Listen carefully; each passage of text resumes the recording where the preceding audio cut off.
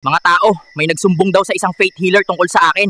Hulaan nyo, papunta na ako sa kubo nila ngayon. Tingnan natin kung sino mas malakas, ako o ang Lagundi Master. Nandito ako sa bahay ng Babaylan mga tao, tara! Pasok tayo! Sige, ambience check.